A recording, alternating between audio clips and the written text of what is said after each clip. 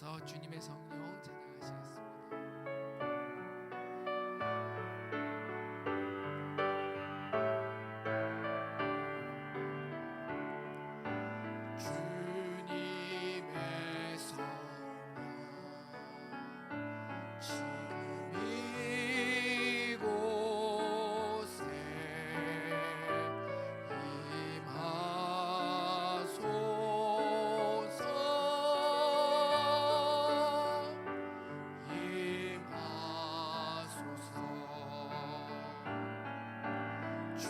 주님의 성령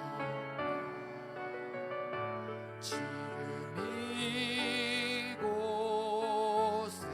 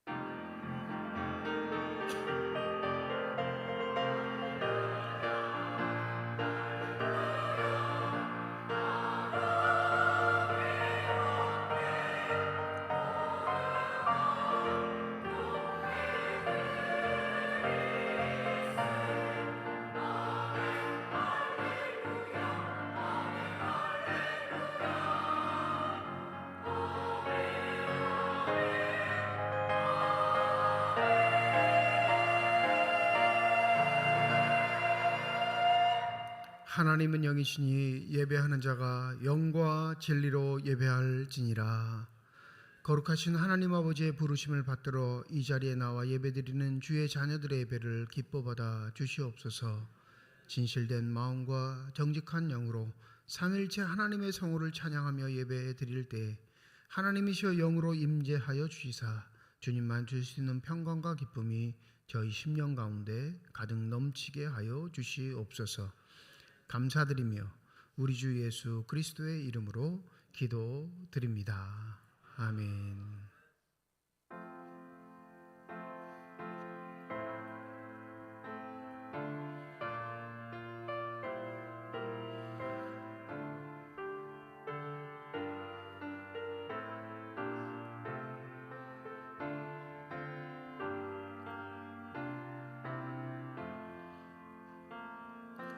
왕 되신 주 다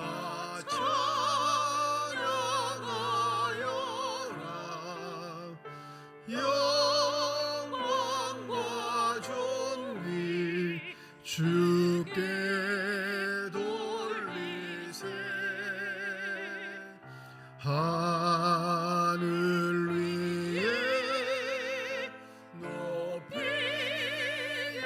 계신 주님, 주님의 말씀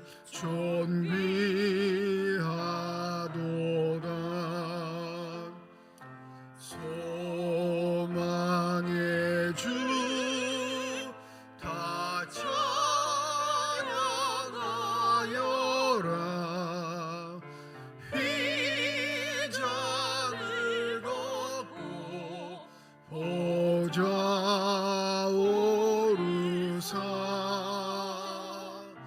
우리 위해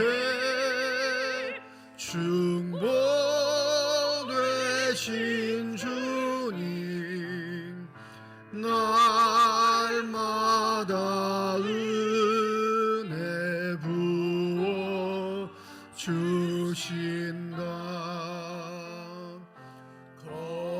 거룩한 주 다 경배하여라.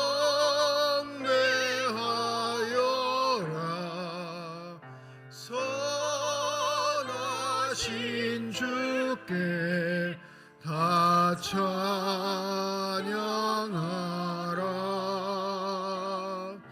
천사들도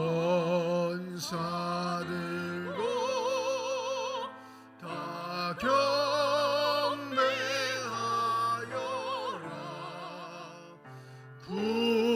구세주 예수 영원하도다.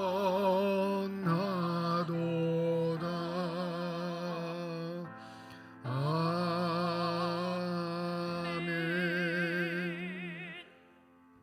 여호와께서 시온의 포로를 돌려 보내실 때 우리는 꿈꾼 것 같았도다.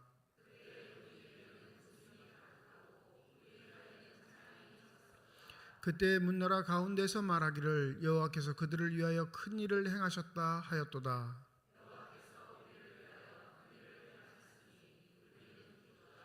여호와여, 우리의 포로를 남방 시내들 같이 돌려 보내소서.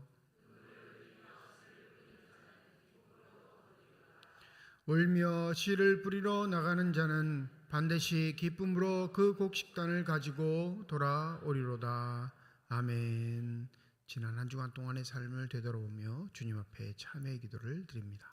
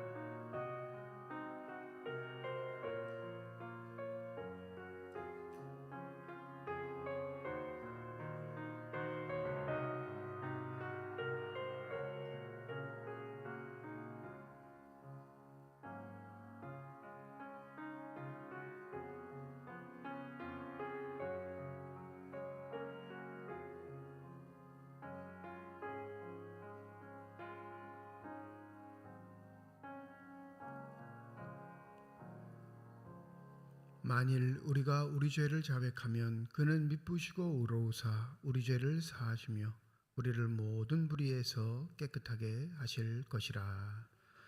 나는 전능하신 아버지 하나님 전지의 창조주를 믿습니다.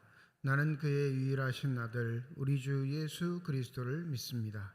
그는 성령으로 잉태되어 동정녀 마리아에게서 나시고 본디오 빌라도에게 고난을 받아 십자가에 못 박혀 죽으시고 장사된 지 사흘 만에 죽은 자 가운데서 다시 살아나셨으며 하늘에 오르시어 전능하신 아버지 하나님 우편에 앉아 계시다가 거기로부터 살아있는 자와 죽은 자를 심판하러 오십니다.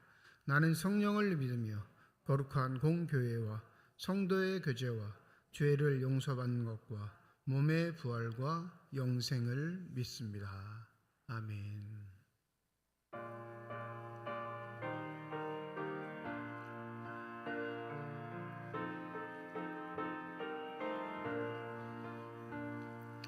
빈들의 마른 풀같이 시리는 나의 영혼 주님이 약속한 성령 간절히 기다리네.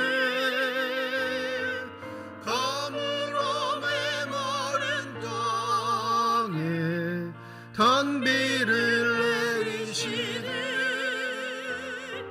성령의 단비를 부어 새 생명 주옵소서.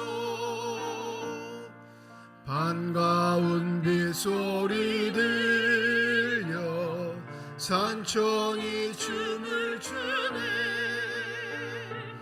봄비로 내리는 성령 내게도 주옵소서.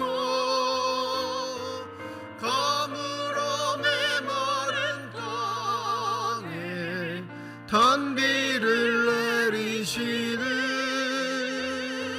성령의 단비를 부어 새 생명 주옵소서. 절 따라 우로를 내려 조목이 무성하니 갈급한 내 심령 위에 성령을 부소서. 가물어 메마른 땅에 단비를 내리시는 성령의 단비를 부어 새 생명 주옵소서. 참되신 사랑의 언약 어길 수 있사오랴. 오늘의 흡족한 은혜 주실 줄 믿습니다. 가물어 메마른 땅에 단비를 내리시는 성령의 단비를 부어 새 생명 주옵소서.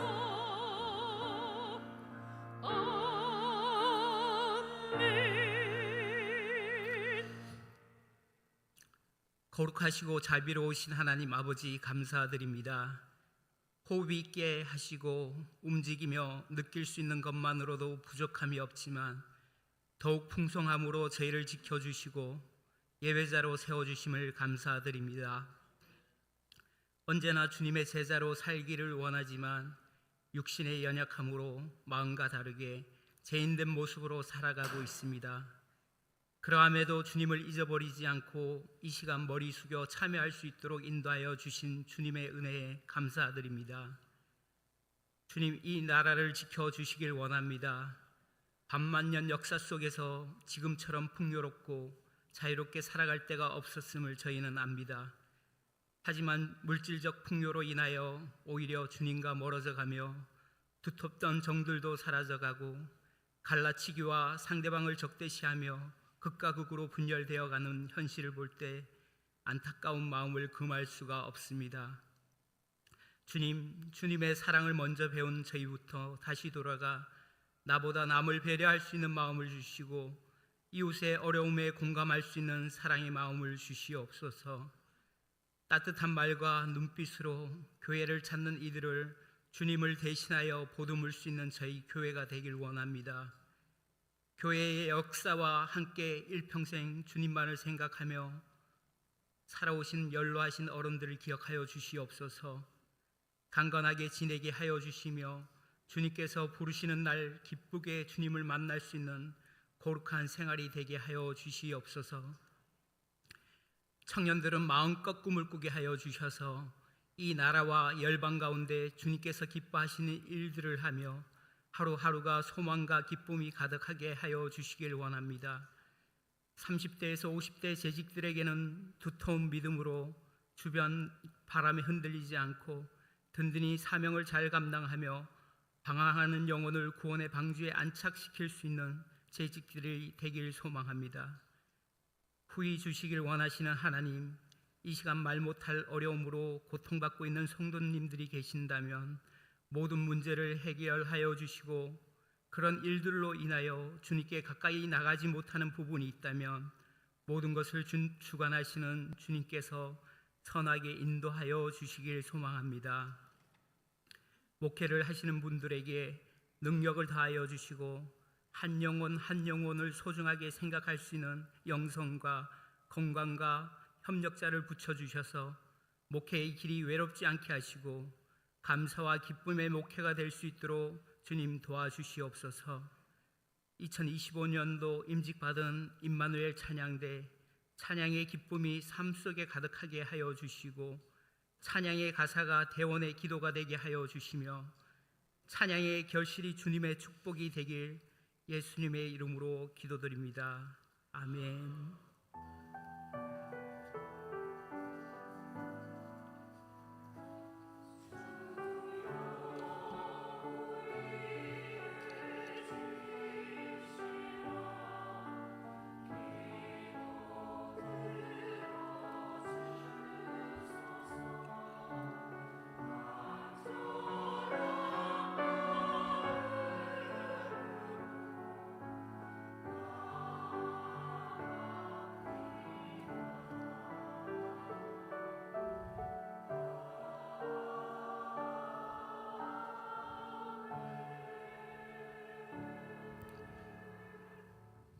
주연절 후 다섯 번째 주일 우리에게 주신 하나님의 말씀입니다. 구약성경 시편 138편 1절에서 5절 말씀, 신약성경 누가복음 5장 1절에서 11절까지의 말씀입니다. 다 함께 자리에 일어나 하나님의 말씀을 받겠습니다.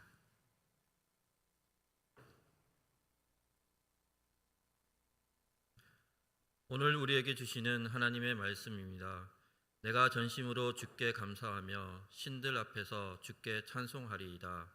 내가 주의 성전을 향하여 예배하며 주의 인자하심과 성실하심으로 말미암아 주의 이름에 감사하오리니 이는 주께서 주의 말씀을 주의 모든 이름보다 높게 하셨습니다. 내가 간구하는 날에 주께서 응답하시고 내 영혼에 힘을 주어 나를 강하게 하셨나이다. 여호와여, 세상의 모든 왕들이 주께 감사할 것은 그들이 주의 입의 말씀을 들음이오며 그들이 여호와의 도를 노래할 것은 여호와의 영광이 크심이니이다.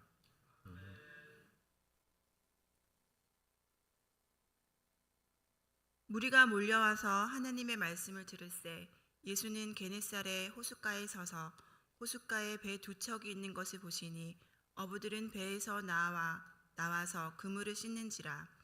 예수께서 한 배에 오르시니 그 배는 시몬의 배라.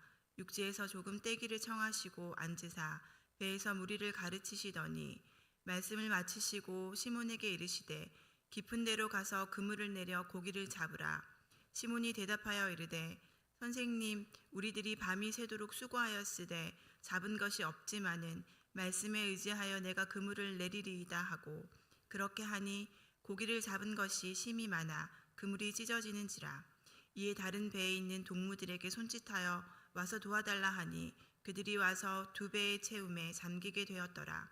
시몬 베드로가 이를 보고 예수의 무릎 앞에서 엎드려 이르되 주여, 나를 떠나소서, 나는 죄인이로소이다 하니 이는 자기 및 자기와 함께 있는 모든 사람이 고기 잡힌 것으로 말미암아 놀라고 세베대의 아들로서 시몬의 동업자인 야고보와 요한도 놀랐음이니라.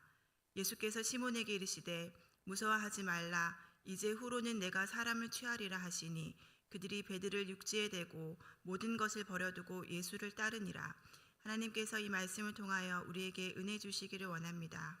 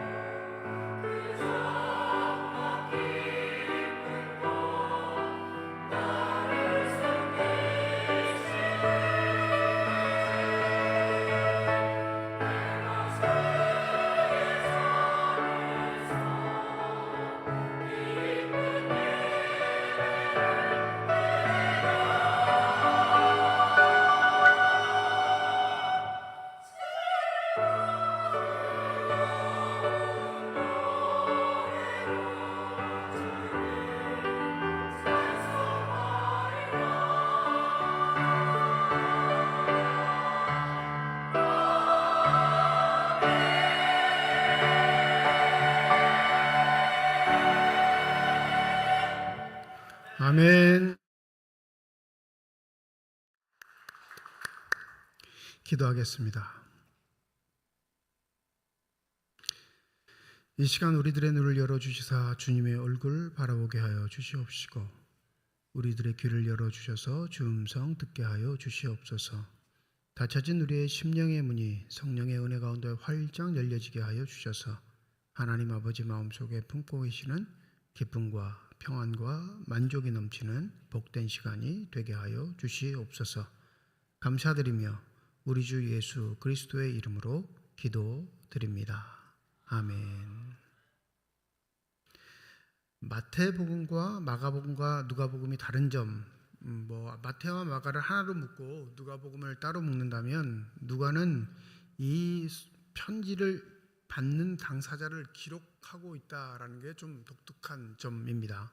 이 데오빌로라는 사람에게 예수를 소개하기 위한 목적으로 누가복음도 사도행전도 기록을 하는데 이 데오빌로라는 사람이 헬라 문명에 있는 사람이니까 반드시 이 헬라 사람들에게 갖고 있는 독특한 가치관, 그러니까 논리의 전개에 있어서 그것이 타당성이 있는 이야기일 때 받아들이는 철학적 소양 때문에 누가복음은 마태와 마가는 좀 다르게 체계적으로 예수의 일대기를 그린다 볼 수 있습니다.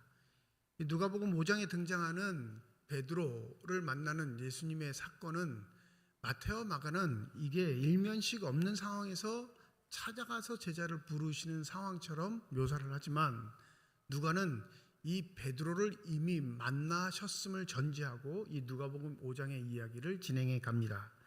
이 4장 하반절에 보면 이미 베드로를 만나셨던 예수는 베드로의 장모의 열병을 치유하기 위해서 그 장모의 집에 방문을 합니다. 그리고 뿐만 아니라 베드로의 집에서 하루 유하시죠. 근데 그 베드로의 집에서 유하실 때 무슨 일이 벌어지냐면 각종 병에 들린 사람들이 베드로의 집에 와서 예수께 치료받는 사건을 일목요연하게 기록을 해놓고 있습니다. 그리고 등장하는 본문이 누가복음 5장이에요. 그러니 이 누가복음 5장에 예수를 만난 사람들의 결단은 즉흥적이거나 뿐만 아니라 전혀 자신들 스스로의 결단과 각오가 아닌 어쩔 수 없는 이끌림에 의해서 제자로 부름받은 것들을 단호하게 거부하고 이미 예수를 만났던 사람들에게 다가오셔서 예수의 제자가 되는 상황을 있어 논리적으로 설명해주고 있다 볼 수 있습니다. 오늘 본문을 보면 중심되는 단어는 다 하나님의 말씀이고 말씀이라는 단어에 초점을 맞추어 그 이야기가 아주 세밀하게 체계적으로 전개해 나가고 있음을 볼 수 있습니다. 1절에 보면 무리가 몰려와서 하나님의 말씀을 드릴세 이렇게 시작을 하죠. 통상적인 무리, 이게 우리 상황에서는 당연히 그렇겠거니라고 생각하겠지만 여러분 유대사회는 종교사회예요. 우리는 종교사회가 아니죠. 종교사회란 이미 그들의 삶의 자리에 말씀은 넘쳐나는 사회입니다. 특별히 내가 의욕을 가지고 말씀을 들으러 다니지 않아도 그들의 삶의 기준은 율법이고요. 그들의 삶의 자리에서 늘 들을 수밖에 없는 건 회당에서 전파되는 말씀입니다.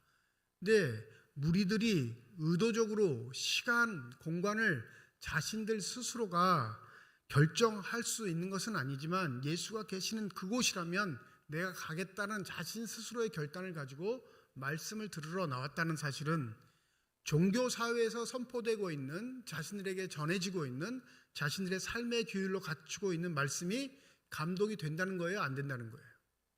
안 된다는 겁니다. 삶의 자리에서 충족되면 다른 것을 찾을 리가 없죠. 종교사회인데 하나님의 말씀으로 기반으로 선 민족이고 그 말씀의 기반으로 삶의 규율과 생활의 질서들을 가지고 있는 유대인들도 예수의 말씀을 듣기 위해서 다른 곳으로 가야 했다면 그들의 삶의 지경에서 그들에게 미치는 말씀의 영향력은 거의 전무하다 보겠습니다. 여기 본문이 조금 세밀하게 살펴보면 우리에게 충격적인 이유는 이 무리는 하나님의 말씀 때문에 예수 앞에 나왔는데 보세요. 예수와 가까이 할 수 있을까요? 예수와 떨어진 관계일까요? 본문을 보면 본인들의 의도는요, 예수와 가까이 하기 위해서 그분이 선포하시는 말씀을 보기 위해서 나왔는데 예수는 이 무리와 의도적으로 자신의 거리를 두십니다. 오늘 본문 보면 3절에 이러죠. 예수께서 한 배에 오르시니 그 배는 시몬의 배라. 육지에서 조금 떼기를 청하시고 앉으사 배에서 무리를 가르치시더니. 의도적인 결별이에요. 물론 이거 음성학을 연구하는 사람들이 쓴 이야기를 보면 이게 더 타당하다. 의도적인 거리를 두는 게 훨씬 더 목소리를 잘 들리시게 하기 위한 하나님의 아들 예수의 방법이다라는 걸 음성학적으로 설명하는 책들도 있는데, 왜냐하면 바닷가 쪽에서 골짜기에 있는 사람들에게 외치면 그 소리가 울림통이 돼 뒤로도 다시 반사돼서 전달될 수 있다는 거예요. 근데 해변가에서 바다로 향해서 외치는 건요, 소리가 사라지죠. 그죠? 근데 바다 쪽에서 저 육지 쪽으로 있는 사람들에게 목소리를 외치면 직접적으로 듣는 소리뿐만 아니라 부딪혀서 나오는 소리까지 들을 수 있는 거예요. 그러니까 음성학적으로는 예수의 이치가 굉장히 지혜로운 방법이긴 하지만 굳이 이 시대에 그것까지 생각해서 이 기록을 한 것 같지는 않고 의도성이 있는 거예요. 무리와 떨어진 예수. 이건 뭘 말하냐면 무리가 예수께 다가온 의도가 그리 탐탁치 않으셨다라는 걸 예수가 의도적으로 표현하고 있는 겁니다. 무리들의 예수에 대한 요구는 저 말씀을 끝나자마자 선포되는 치유와 회복의 사건, 그 입술이 벌어질 때마다 놀랍도록 선포하셨던 그 치유와 회복의 역사에 초점이 맞춰져 있는지도 모릅니다. 이 거리가 떨어졌다라는 사실은, 예수께서 간격을 두셨다라는 사실은 우리의 종교성에 기만한 예수의 찾음은 예수와 별 상관이 없음을 나타내고 있는 겁니다. 우리가 초점을 맞춰야 할 건 베드로예요. 보세요.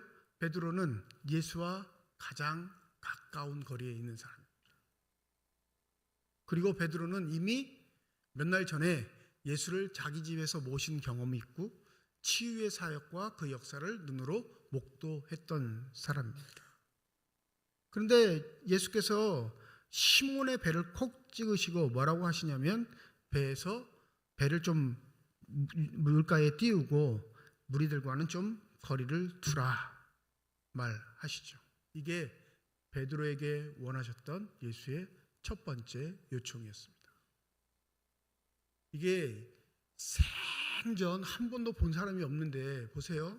이 작업의 배경이 있잖아요. 그 무리들과 함께 동무들과 그물을 싣고 있다는 건, 이 그물을 싣는다는 건 오늘 일 다 끝났고 내일을 준비함이에요. 그러니까 피곤과 피로가 극에 달한 상황인 거죠. 빨리 그물 싣고 그 다음에 해야 할 일은 뭐예요? 안식을 취하는 게, 휴식을 취하는 게 다음 날을 위한 자신의 계획인데 전혀 본 적이 없는 사람이 뜬금없이 야, 배 좀 띄워봐. 그럼 띄우겠어요? 안 띄우겠어요?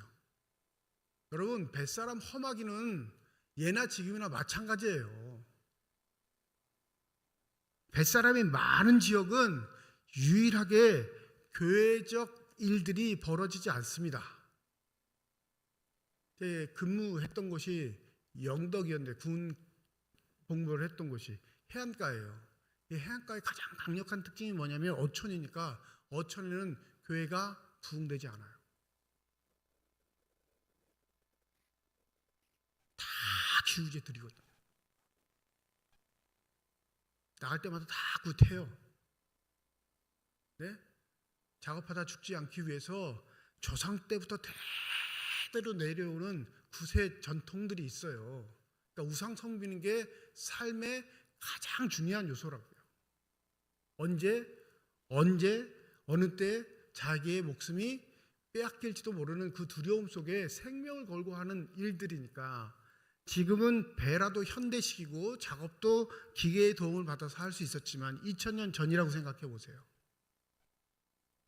레이더도 없고 무엇을 측정할 수 있는 기계도 없고 순전히 뭐만 자신의 삶에서 남아있냐면 경험, 자신이 느끼고 체감한 그 기술을 가진 경험만이 오히려 자신의 삶의 지표가 되는, 그러면 2000년 전의 어부들은 더 험악했다고 보는 게 당연합니다. 그런데 하루의 일을 마감하고 그 다음날을 준비하는 자에게 와서 영 쓸데없는 일, 배 좀 띄워봐, 그러면 이 말에 동의할 사람이 어디 있어요? 놀랍게도 베드로는 이 일을 동의했다라고 누가가 적는 이유는 바로 예수와 관계가 있었던 자이기에 이 일은 가능했음을 사전에 설명하고 있는 거죠. 예수의 요청이 다 우리의 영혼의 구원과 연관되어 있는 건 아닙니다, 여러분. 교회를 다 다닌다고 해서, 예수의 말씀을 다 듣는다고 해서 그 말씀이 그의 영혼을 후벼파 하나님의 아들로서 자녀로서의 존중감을 새겨주는 건 아니에요. 일반적인 부탁도 있다는 사실이에요. 상식선에서 이루어지는 부탁들, 그게 예수의 말씀이긴 하지만 인간의 도리이니까 행하는 것들이 있어요. 첫 번째 베드로에게 부탁하신 말씀은 배 좀 띄워봐, 이거예요. 자, 이 배를 띄우며 예수와 베드로는 한 배에 탑니다. 무리 입장에서 한번 생각해 보세요. 무리 입장에서, 육지에 있는 무리의 입장에서 보면 예수와 제일 가까운 사람은 누굽니까? 베드로예요. 이 무리는 애타게 기다리는 게 예수와 조금이라도 가까이 하려는 것일 텐데, 그런 마음의 욕망을 따라보면 베드로는 가장 큰 혜택을 받은 사람입니다. 그런데 배 위에 있는 베드로, 저 물 밖에 있는 무리와 다른 점이 있을까요, 없을까요? 모르긴 몰라도 물 위에 있는 사람들이 베드로는 더 부러웠을 겁니다. 왜요? 의도하면 자신들은 돌아갈 수 있거든요. 뜻하면 자신들은 얼마든지 자기의 시간을 활용해서 자신의 삶의 거처로 돌아갈 수 있습니다. 근데 베드로는요, 붙잡혔잖아요.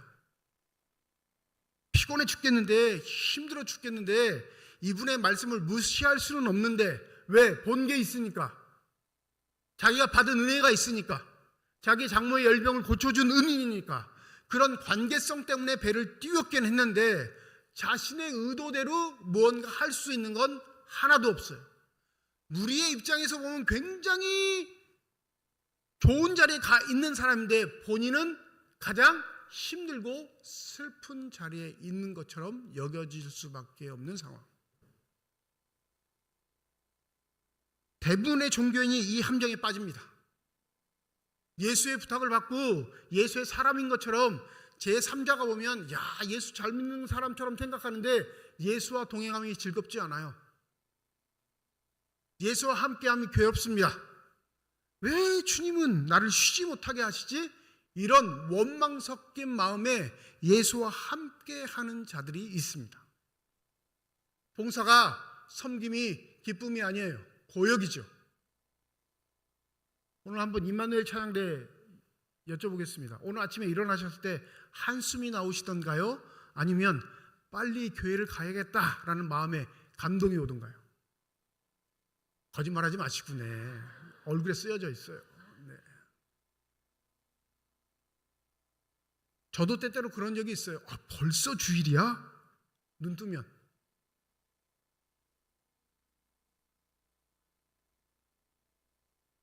다른 사람들이 보기엔 예수와 제일 가까운 곳에 있어 부러움을 살 만한 지위에 있는 것처럼 보이지만 그들의 심령엔 예수와 가까이 하는 게 기쁨과 만족이 아니라 불편이고 괴로움이고 고통일 때가 더 많습니다. 왜요? 이거 언제 끝날지 모르거든요. 이 양반 한번 말하기 시작하면 몇 시간 그냥 지나가거든요. 여러분, 예수와 함께 배를 타고 있다. 이 초대교회에서 배는 뭘 상징하냐면 교회를 상징해요. 예수와 함께하는 교회 생활이 무리와는 전혀 다른 삶이죠. 그 교회 안에, 배 안에 들어오지 못한 사람, 하나님의 말씀을 듣고자는 하지만 그 말씀으로 인해 교회 안에 있는 게 아니라 교회 밖에 있는 사람들, 언제든지 마음만 먹으면 자신의 삶의 자리로 돌아가 자기가 원하는 대로 살아가려고 하는 사람들은 무리입니다. 그런데 내가 원한 것 아니고요, 내가 뜻한 것 아니에요. 예수께서 배를 띄우라 하셔서 어쩔 수 없이 띄우긴 했는데 그 배 띄움에 자신도 동참할 수밖에 없는 상황. 내 의지와 뜻은 아니었습니다. 그런데 교회 안에 들어온 사람이 되어버렸죠. 그런데 기쁜가요? 만족스러워요? 행복합니까? 아니죠. 언제 내가 원하는 삶의 자리, 내가 누리던 기쁨의 자리로 돌아갈 수 있을까를 고민하는 게 베드로의 첫 번째 고민이었을 겁니다. 왜요? 피곤했거든요. 힘들었습니다. 뿐만 아니라 수확한 것도 없어서 가장 침체되어 있던 이 시기에 그는 예수의 부탁을 듣는 결단을 했지만 그 결단 속에 기쁨을 누리지는 못하는 상황이었습니다. 혹여 신앙생활 하시면서 주님과 가까이 있다고 사람들은 말하지만 그 가까이 있는 주님에게 기쁨을 선사받지 못했다면 여러분 억지로 붙들려 있다는 생각이 여러분을 장악하고 있기 때문에 그렇습니다. 우리 4절 말씀 다 함께 읽어보죠. 4절입니다. 시작.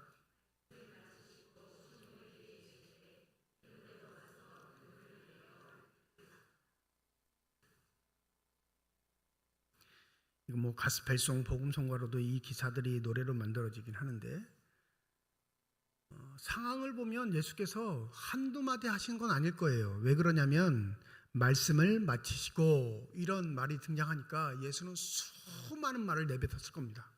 그리고 베드로에게 개인적으로는 첫 번째 뭐라고 말씀을 던지셨을까요? 본문에는 등장하지 않지만 베드로를 만났을 때 첫 번째 던지신 말씀, 야 베드로야 배 좀 띄워봐, 이 얘기는 하셨을 거 아니에요. 아니, 눈빛으로 이랬을까요? 뭔가 표현했으니까 배를 띄웠을 거 아니에요. 근데 본문에는 기록되어 있지 않아요. 본문에 따옴표를 해서 직접 인용한 첫 번째 말씀은 뭐예요? 깊은 데로 가서 그물을 내리라. 예수의 수많은 말씀이 있었을 텐데, 몇 시간 동안 진행된 성경 공부에서 선포된 수많은 말씀이 있었을 텐데, 누가는 이 상황에서 직접 인용을 통해 예수가 베드로에게 전한 첫 번째 말씀을 깊은 데로 가라, 이 얘기를 적습니다. 의도성이 있는 거겠죠. 아니면 이 상황에서 제일 중요한 말씀이 예수께서 첫 번째로 하신 말씀이셨을 텐데, 그렇죠? 무슨 가르침을 하셨는지, 무슨 말씀을 통해 은혜를 끼치셨는지, 그 수많은 무리에게는 무슨 말씀을 먹이셨는지에는 누가는 관심이 없고, 베드로에게 직접 하신 말씀 중에 첫 번째로 직접 인용한 건 깊은 데로 가서 그물을 내리라. 베드로를 향한 예수의 본심이 전해진 말씀이라 생각한 거죠. 5절 말씀 우리 한번 읽어보겠습니다. 5절입니다. 시작. 시몬이 대답하여 이르되 선생님, 우리들이 밤이 새도록 수고하였을 때 잡은 것이 없지만은 말씀에 의지하여 내가 그물을 내리리이다.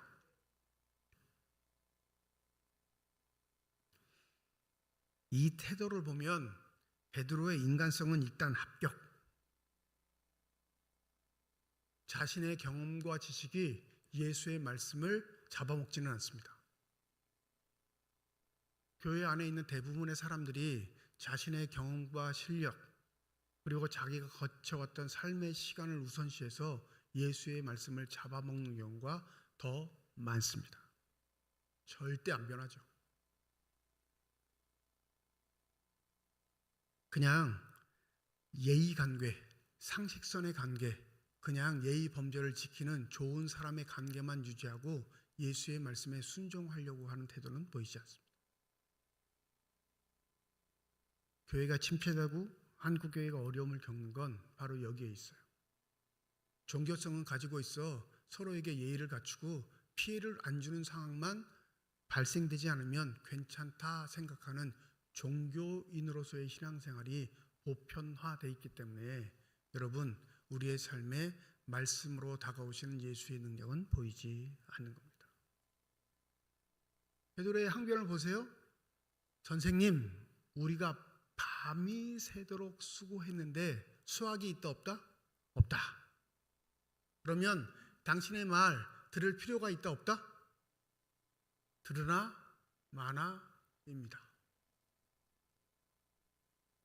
자발적 순종 아니에요.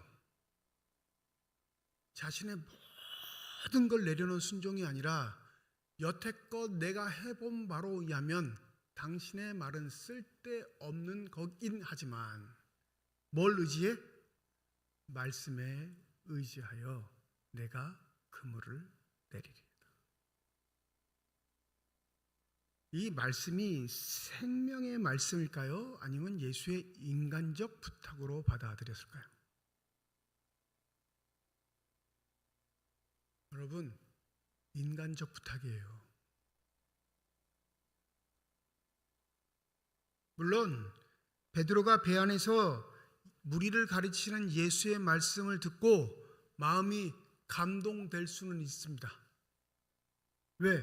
그 예수의 말씀이 딴 말씀이 아니라 생명의 말씀, 하나님의 말씀이기에 예수의 호흡 소리까지 들을 수 있는 그 자리에서 가장 먼저 반응을 보일 수 있는 확률은 베드로가 훨씬 더 높기 때문입니다.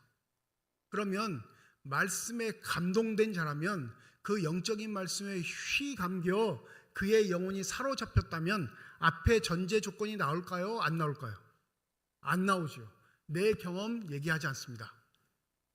그 영생의 말씀이 그의 영혼을 사로잡으면 그냥 꼬꾸라지는 게 맞아요. 훌륭하신 말씀, 귀한 말씀 압니다. 상식선에선. 여러분, 교회에서 나쁜 말 가르치겠어요? 여러분, 망하는 거 가르치겠냐고요? 상식선에서 교회는 좋은 것 가르쳐줘 라는 게 우리의 상식이에요. 근데 그게 영혼을 파고들지는 않습니다. 두 번째 응답, 깊은 데로 가자 라는 말씀에, 예수의 말씀에 베드로는 말씀에 의지합니다. 내 영혼이 움직입니다가 아니라 주님과의 관계 때문에 내가 또 한 번 행함이 있는 실천을 하겠습니다 정도입니다. 근데 여기서 물론 본문에 보는 깊은 데는 고기를 잡을 수 있는 확률이 있는 곳을 말해요. 근데 전문 주석들을 찾아보면 이 예수의 말이 얼토당토 않다는 걸 알게 됩니다. 왜요? 이 깊은 데는 고기를 잡을 수 있는 확률이 없는 곳이기 때문에 그렇습니다. 그러면 이건 중의적 표현이다. 첫 번째는 물고기를 잡을 수 있는 장소를 나타내는 것이긴 하지만 두 번째는 베드로의 영혼에 울림이 있는 곳, 즉 말씀을 듣되 그 말씀을 흘려버리는 거 아니라 그 말씀이 그의 영혼을 움직일 수 있는 그곳, 그것을 깊은 곳이라 표현하는 것으로 봅니다. 마태복음 13장에 보면 천국의 비유가 있는데 씨 뿌리는 자의 비유가 있죠. 아시죠? 네? 길가에, 돌짝밭에, 가시떨기나무 아래, 그 다음에 옥퇴, 좋은 땅에. 근데 우리가 다 아는데 아주 충격적인 건 돌밭에 뿌려졌다는 말씀을 해석하실 때 마태복음 13장 20절에 이렇게 해석을 하십니다. 돌밭에 뿌려졌다는 것은 말씀을 듣고 즉시 기쁨으로 받되 그 속에 뿌리가 없어 잠시 견디다가 말씀으로 말미암아 환난이나 박해가 일어날 때는 곧 넘어지는 자요. 그 다음에 가시떨기를 설명하실 때 가시떨기에 뿌려졌다는 것은 말씀을 들으나 세상의 염려와 재물의 유혹에 말씀이 막혀 결실하지 못하는 자요. 여러분 생각해 보세요. 말씀 때문에 핍박과 환난을 받는 게 삶의 더 큰 고통입니까? 아니면 생활의 염려 때문에 고민하는 게 더 큰 고통이에요. 경중을 보면 이해가 안 되세요? 누가 나를 죽이려고 위협하는 게 나에게 공포를 불러일으킵니까? 오늘은 뭐 먹지? 하는 고민이 나에게 공포를 불러일으킵니까? 죽이려고 하는 게 공포를 더 불러일으키죠. 환난과 핍박이 더 큰 신앙의 가치라고 생각하는데 그 환난과 핍박 때문에 말씀을 버려버리는 게 돌짝밭에 뿌려진 씨앗의 비유로 해석을 해요. 그러면 이게 우리의 삶에 영향력을 끼치는 게 크다 작다?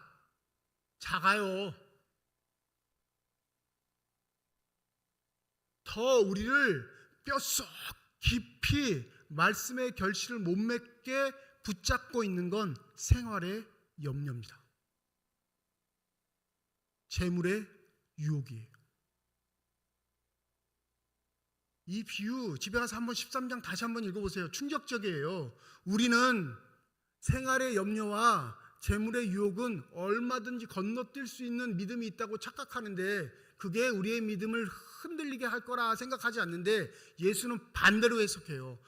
그것 때문에 열매 못 맺는 확률이 훨씬 더 커. 즉 베드로는 깊은 데로 가자는 예수의 명령에서 무엇을 생각했을까요? 이 대답, 선생님, 우리가 밤이 맞도록 수고했지만 내 삶의 기술과 경험과 처방을 가지고 살아왔던 삶의 자리에 다시 돌아가자고 하는 건 고역입니다. 그것을 벗어나기 위해 휴식을 취하는 건데 그 고통의 자리를 떠나고자 잠을 청하는 건데 예수는 그 자리로 다시 가자 말씀하십니다. 그 실패의 자리, 번민의 자리, 유혹의 자리, 고난의 자리, 내 삶이 늘 언제나 그 쳇바퀴 돌듯하는 그 자리를 벗어날 수 없는 곳에 나랑 가자라고 말씀하세요. 아시죠? 무슨 일이 벌어지죠? 보세요. 이건 예수를 하나님의 아들로 베드로가 단독자로 그 누구의 도움도 없이 예수를 홀로 만나는 자리입니다. 그게 깊은 곳이에요. 여태껏 삶의 자리에서는 동무가 있었습니다. 동업자들이 있었어요. 협력자들이 있었어요. 그래서 그 고통을 받을 때도 협력자들과 나눌 수 있는 마음이 있었죠. 고기를 다 못 잡으면, 많이 못 잡으면 자기만의 슬픔이 되는 게 아니라 여러 사람의 공동의 슬픔이 되니까 그 슬픔도 좀 삭감되는 경우도 있습니다.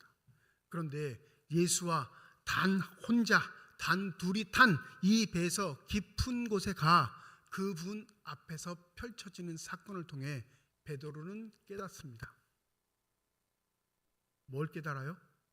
수학의 기쁨을 누리는 기쁨은 아무것도 아니고 저 구주가 되시는 예수 앞에 내가 홀로 서 있다는 게 무엇인지를 그제서야 깨닫습니다. 8절 우리 한번 읽어보시죠. 8절입니다. 시작.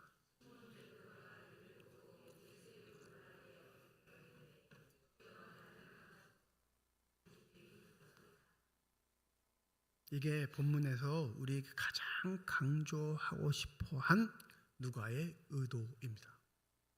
여러분, 깊은 데로 가서 그물을 내리자 할 때 베드로가 예수를 뭐라고 하죠? 5절 뭐라고 해요? 선생님, 가르치는 사람 정도로.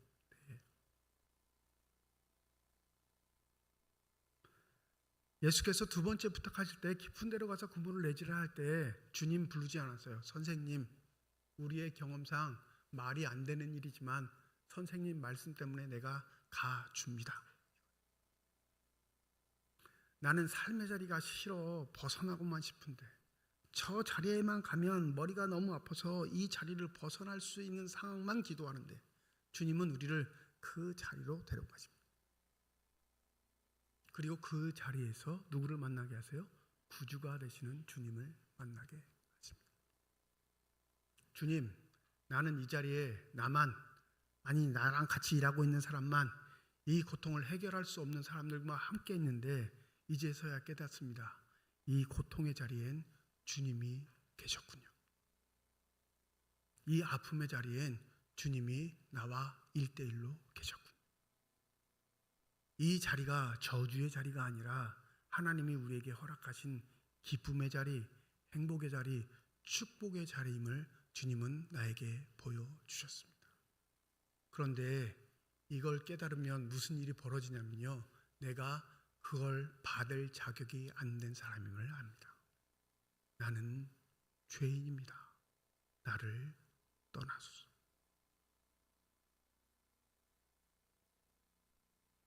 누가복음 5장 1절과 11절의 결론은 아주 독특합니다. 마태와 마가는 나를 따르라 라는 예수의 명령이 명시되어 있어요. 나를 따르라 라는 명령. 근데 누가복음엔 있어요, 없어요? 없습니다. 나를 따르라는 직접적인 명령은 없고 뭐라고 하시냐면 무서워하지 말라. 이제 후로는 내가 사람을 취하리라. 단독자로 예수를 구세주로 영접하는 자들은 삶의 자리에서 아웅다웅하는 사건으로 인해 예수를 자신의 삶에 초대하는 어리석음을 취하지는 않습니다. 구원의 생명을 지닌 영생을 지닌 자의 삶의 태도는 자신의 손에 주어진 것 때문에 예수를 따르는 게 아니라 손을 펼쳐 그것을 다 내어 던져버리고 예수만이 자신의 삶의 유일한 가치가 됨을 삶으로 표현하는 자들입니다. 여기 보세요. 1단계, 2단계, 3단계 될 때까지 예수는 베드로를 떠난 적이 없습니다. 외부의 시선으로 보면 베드로는 늘 언제나 예수와 함께 하는 사람입니다. 세상 사람들이 보면 우리는 교회를 다니기에 예수와 함께 하는 사람, 그들보다 예수와 가까이 있는 사람, 예수의 부탁을 몸소 실천하는 사람인데 놀랍게도 내가 주님 앞에 죄인임을 고백하는 회심의 사건, 구원의 사건, 새 생명을 얻은 축복의 사건을 말씀을 통해 깨닫지 못하면 예수와는 가까이 있지만 내 것을 버리고 예수를 따르는 순종과 헌신과 결단이 있지 않고 예수의 것만 착복하는 악독한 사람으로 살 수 있음을 잊지 마시기 바랍니다. 그래서 누가는 의도적으로 나를 따르라는 명령을 새기지 않아요. 왜요? 예수 앞에 자신의 본질이 드러난 사람은 예수의 부르심 그 자체가 행복이며 기쁨이며 감동임을 알기에 무슨 일이 있어도 예수를 따르고자 하기 때문에 그렇습니다. 어느 순간 신앙의 연수가 차 우리는 덕지덕지 우리의 의를 붙이고 살아갑니다. 그 내 의, 내 자랑이 내 삶에 붙어질 땐 뭐가 없냐면요, 하나님으로부터 오는 감동은 없어요. 기도도 요구사항을 제출하는 청구서와 똑같습니다. 나쁜 일이 벌어지면 예수 앞에, 하나님 앞에, 성령님 앞에 삿대질을 하기가 바쁩니다. 내가 주님 앞에 한 게 얼만데. 그는 예수와 가까이는 있지만 자신의 본질이 무엇인지 모르는 가장 참혹한 종교인으로 살아가는 존재입니다. 교회가 교회답지 못함은 바로 그리스도인들이 그리스도인답지 못한 데 있습니다. 여러분은 예수와 함께 배를 타고 있는 존재입니다. 그런데 여러분은 어느 경지에까지 가 계시나요? 과거에 예수께서 나의 병을, 나의 아픔을 치유해 줬던 그 경험의 근거를 가지고 예의를 갖추기 위해 예수 앞에 서 있는 존재인지, 내 경험과 지식, 실력을 가지고 삶의 자리에서 수많은 실패를 행했음에도 불구하고 단지 그 예수에 대한 예의를 갖추기 위해 그 고난의 길을 함께 하고자 각오하는 정도의 육신적인 신앙인지, 아니면 그 예수 앞에 나의 모든 것이 낱낱이 파헤쳐지고 벌거벗겨져 감히 예수 앞에 설 수 없는 존재를 깨닫고 내 삶을 지탱했던 모든 것을 버려두고 예수를 따르기로 하는 참 제자인지, 부디 여러분의 영혼이 낭망에 떨어지지 않도록 그 영혼을 붙잡으시는 예수의 말씀에 반응할 수 있는 저와 여러분이 되시길 주님의 이름으로 축원드립니다. 기도하겠습니다.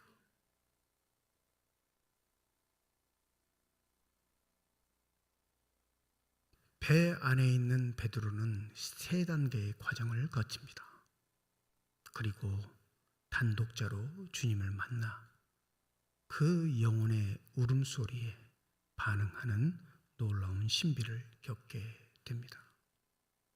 과연 나는 내 일생을 통해 진실된 주님을 만나 주님, 나를 떠나십시오. 나는 주님과 함께 할 수 없는 죄인입니다. 라는 고백을 한 적이 있는가? 부디 육신적으로 만나는 예수가 아닌 우리의 생명을 허락하시는 놀라우신 생명주로서 구원주로서 예수를 만나 주님을 따를 수 있는 신실한 주님의 사람들이 되게 하여 주시옵소서. 감사드리며 우리 주 예수 그리스도의 이름으로 기도드립니다. 아멘.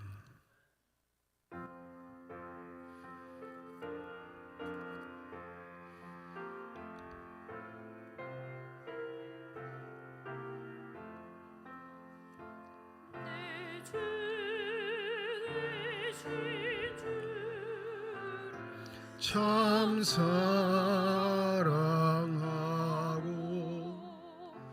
곧 그에게 죄를 다 고합니다. 그 은혜를 주신 내 예수시니 이전보다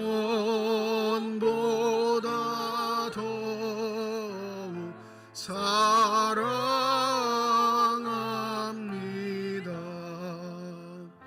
그 영광에 나아라 나대 나가서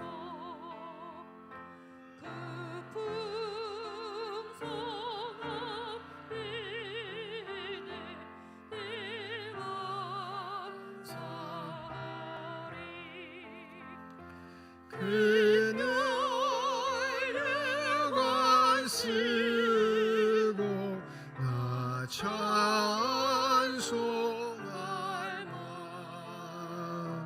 이전보다 더욱 사랑합니다.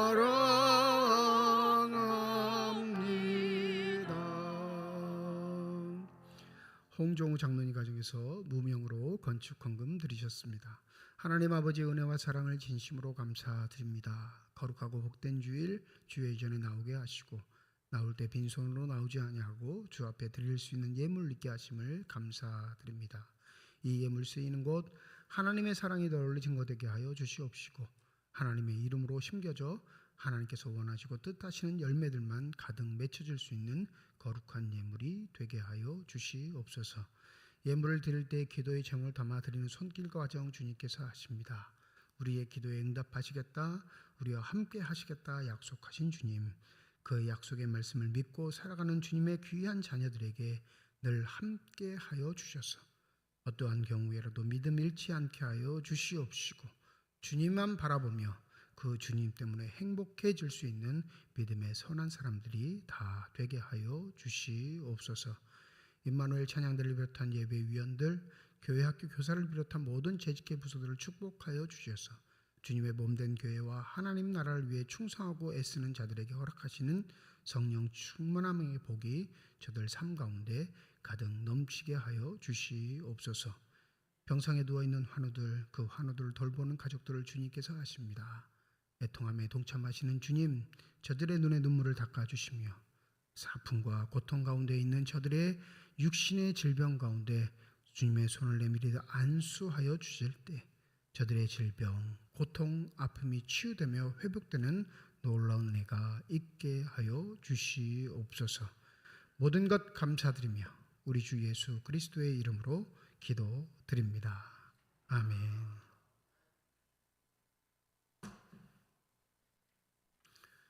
우리 함께 인사하겠습니다. 하나님의 축복이 여러분과 함께. 네, 감사합니다. 옆에 분과 인사하시죠. 하나님의 축복이 옆에 계신 분과 함께.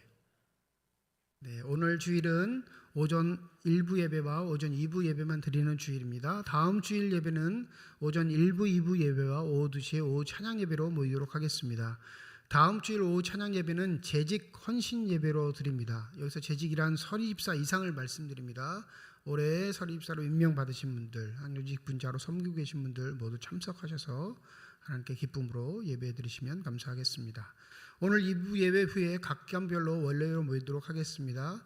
우리 남녀 선교에 다 속해 계실 텐데 아직 속하지 못하신 분들은 남녀 선교에 협력해 주시고 함께 하셔서 좋은 신앙의 교제 나누시기를 부탁을 드립니다.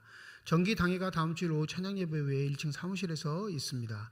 2025년 겨울 교육부 겨울 수련회 및 성경학교 일정을 여러분께 알려드립니다. 청소년부가 이번 주 금요일부터 주일까지 14일부터 16일까지 교회에서 진행하고요. 청년부는 그 다음 주입니다. 21일 금요일부터 20일 토요일까지. 아동부는 20일 토요일날 당일날 이렇게 겨울 수련회와 성경학교를 진행하게 됩니다. 함께 기도해 주시고 또 필요한 것 없는지 살펴보셔서 많이 후원도 해주시고 찬조도 해주시면 감사하겠습니다. 우리 유치부 예배실이 변경되었습니다. 기존에 유치부실 앞에 있던 영유아 예배실에서 우리 유치부가 예배를 드리게 됩니다. 유치부 자녀를 두신 부모님들 영유아실, 과거에는 영유아실인데 이제 표지판도 바꿔놨습니다. 유치부실이라고 명칭을 바꿔놨으니까 그곳으로 가셔서 예배에 참석하시면 되겠습니다. 성경 통독 지난주부터 시작했습니다. 매주 화요일부터 금요일까지 오전 10시부터 12시 지하 예배실에서 진행됩니다. 언제든지 참석하실 수 있으니까 마음이 동하시는 분들은 시간에 맞춰 교회로 오시면 되겠습니다. 장학위원회 모임입니다. 오늘 2부 예배 외 1층 사무실에서 있습니다. 강원 동로에 임시노회가 내일 있습니다. 오전 10시 30분 속초 갈릴리 교회에서 있는데 지난 선출되었던 노회장이 총회로 인해 무효화돼서 노회장 선거를 위한 임시노회로 내일 다녀오게 되는데 언권 회원들은 가지 않고요. 목사 회원과 당회에서도 총대로 임명받은 4명의 장로님 이렇게 총 7명이 노회에 다녀오게 되겠습니다. 교육자 총회 및 부부 세미나 월요일부터 화요일까지 속초 갈릴리 교회에서 있는데 저희 부부가 다녀오게 되겠습니다. 삼척 시찰회 이번 주 목요일 오전 11시 덕산교회에서 있습니다. 강원 동네 남촌교회 연합회가 있는데 이 선교 사업으로 유기농 고추장 된장을 판매하려고 합니다. 미리 신청을 받고 신청된 인원만큼 이제 부탁을 하면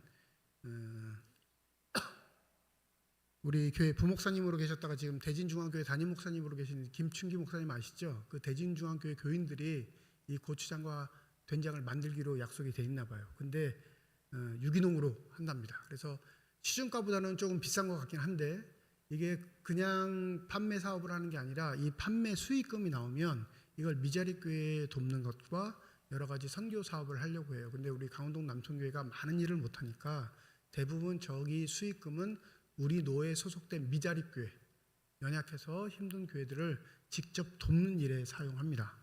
아이 비싸, 마트 가면 더 싼데 이렇게 생각하지 마시고 직접 선교 헌금을 못해도 돈 주고 사 먹기는 하자 이 마음을 좀 가지셨으면 좋겠어요. 그래서 고추장 된장 집에 다 있는 거 압니다. 청정원도 있고 뭐 다 있는 거 아는데 네 가능하시면 가급적이면 좀 구매해 주셔서 우리 미자립 교회를 돕는데 협력할 수 있도록 여러분들이 좀 힘을 써주시면 감사하겠습니다. 사무실로 신청하시고요. 문의는 우리 정강천 장로님한테 문의하시면 되겠는데 뭐 남자가 고추장 된장을 얼마나 잘 알겠어요. 그래서 신청하는 건 우리 사무실로 아니면 구역별로 여전대별로 남성계별로 취합하셔서 한꺼번에 신청하셔도 됩니다. 신청하셔서 이 사업에 많이들 동참해 주시면 감사하겠습니다. 악기 동아리 모집하고 있습니다. 악기 배우고 싶으신 분들 사무실에 신청 양식을 별도로 따로 만들었습니다. 그래서 그 신청 양식을 작성하셔서 사무실로 내주시면 되겠습니다. 저는 오늘 가평교회 재직 헌신 예배 설교가 있어서 1시 30분 예배에 다녀오게 되겠습니다. 함께 기도해 주시면 감사하겠습니다. 이제 함께 자리 일어나 결단 찬양 하나님께 드리겠습니다.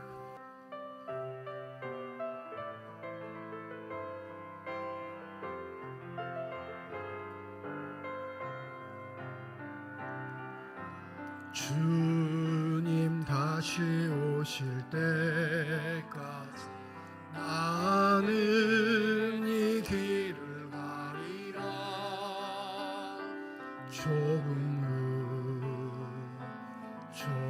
길 나의 십자가 지고 나의 가는 이 길 끝에서 나는 주님을 보리라. 영광의 내 주님 나를 맞아주시리. 주님 다시 오실 때까지 나는 일어나 달려가리라. 주의 영광 온 땅 덮을 때 나는 일어나 노래하리. 내 사모하는 주님 온 세상 구주시라. 내 사모하는 주님 영광의 왕이시라. 내 사모하는 주님 온 세상 부주시라. 내 사모하는 주님 영광의 왕이시라. 이제는 우리 주 예수 그리스도의 은혜와 하나님의 사랑과 성령의 교통 내주 인도 역사 충만하심이 주님을 생명의 구원자로 여기며 우리의 삶의 모든 가치를 내려놓고 온전히 주님만 따르기를 소원하는 주님의 거룩한 자녀들, 이들의 가정과 일터와 앞길 위에 이제로부터 영원토록 함께 하시기를 간절히 축원하옵나이다. 아멘.